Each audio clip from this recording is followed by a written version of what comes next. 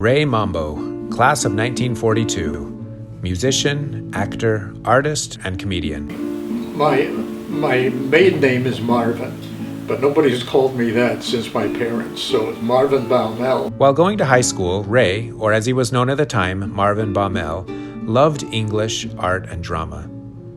Ray also learned Spanish and became fluent thanks to his teacher at Miami Beach Senior High School.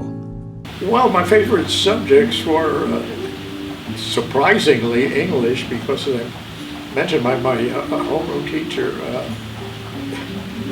she taught us Macbeth, out damn spot, and she was terrific.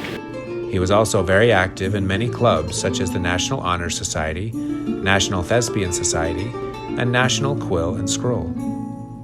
He created the artwork that was featured in his graduating class yearbook and spent over 2 years working on 2 different murals, one that even hung up in the journalism classroom and years later was installed in the Miami Beach post office.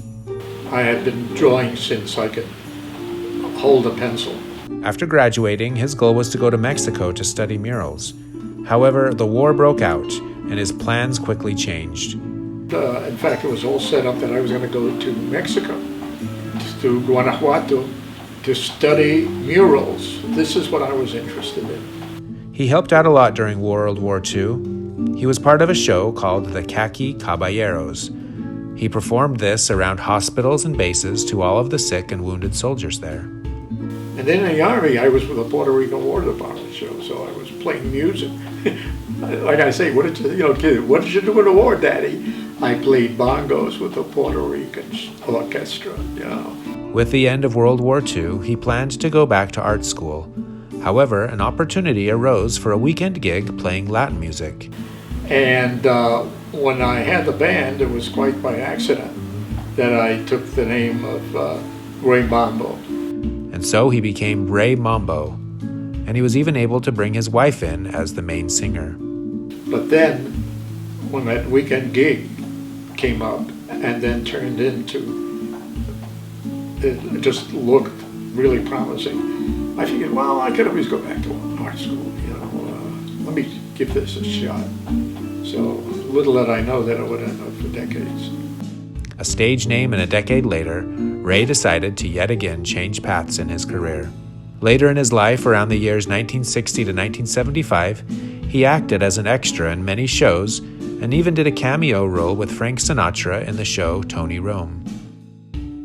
The acting was an accident, by accident. I always thought people go to commercials had to be beautiful. So, although I'm attractive in some ways, and going on the interview for Tony Rome, which was Sinatra's first film, and then a great story about Lady in Cement, which I did, and I did the Gleason Show, also a couple of shots on the Gleason Show.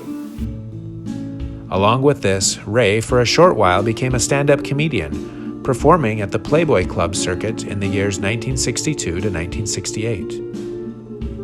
I got into acting actually at the same time I was doing stand-up comedy, which ended up in the Playboy Clubs, which I never expected. Ray lit up the world with his creativity and artistic viewpoints. Something that can help other people in what you're doing. I was lucky. I made them laugh. I made them enjoy. I made them happy. What more can you ask for? This is why we welcome him into the Alumni Hall of Fame.